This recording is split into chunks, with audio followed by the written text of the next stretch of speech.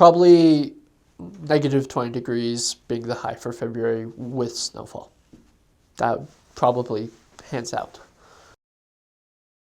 Some people buy their coats in the Mission, some people don't. I would suggest buying the coats now so that you know it fits, and then going out there with it, because there's not much difference. So definitely have boots. I had 16-inch boots that were helpful when the snow was, a foot and a half, so other than that, just normal stuff. If you want thermal garments, that's great, but they didn't help me out as much as, a sweater, scarf, the usual stuff. Nothing too exotic. Lot of just, there's a lot of stray dogs and a lot of stray cats in every area. And so walking around at night, you'd see like these two little beady eyes, which was freaky, but nothing crazy. There was one guy, he was crazy. Everybody knew him in the town.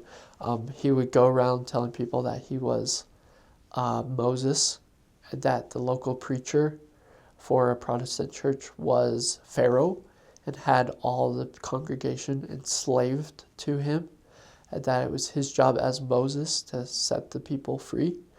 And there was a less active who was also not all the way there that we worked with, who he had convinced was Abraham reincarnated in the flesh, and that we as missionaries were going to go to hell and with every other Christian preacher in that area. And so that was definitely not a normal day experience to have a conversation with him. And so he actually wrote a letter to all the preachers, and us being clergy, we got a letter from him as well telling us his plans and how he had received revelation because he was reincarnated Moses, and so we just avoided him. It had his picture. Somebody took a picture of him, very candidly, and so that we could know what he looked like. So that was strange.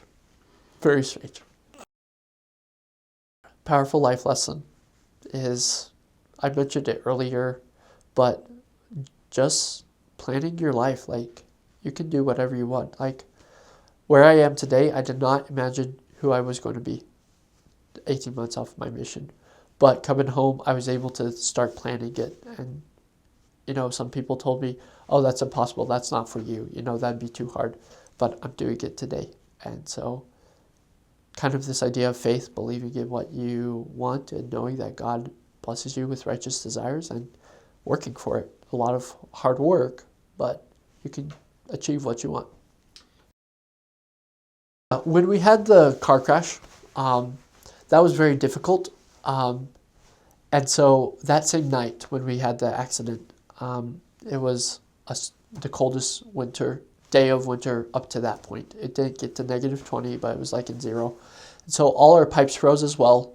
And so I remember very quickly just thinking like, okay, no car, our pipes are frozen, so it's freezing in our apartment. Not to say other people don't go through hard things, but everybody had dropped us. It was basically like, what am I doing here? Like, there's really hard time, everything was going against us. Not as much as like Job, but it seemed like everything was going that way. But one life lesson I learned was the Savior is in charge.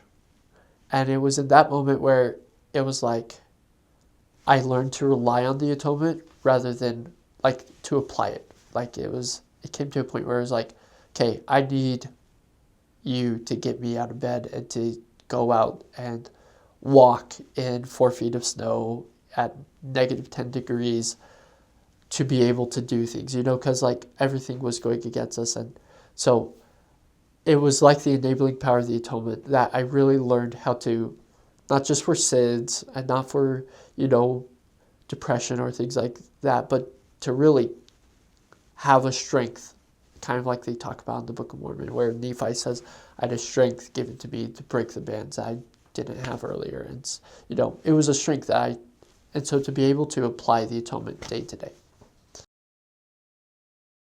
Good luck. There's there, I would say to a return missionary who just got home, I'd say just keep planning, just keep doing the things you're supposed to. That's a kind of cliche, but I would definitely say, like, as you do those things, don't live in the past, live in the present. Think about, because the skills you learned on your mission are just as applicable as a home teacher or in any setting. You can use those skills. And so that will help with the transition of using those skills. But I would say go to the temple as much as possible. That was probably one of the biggest helps.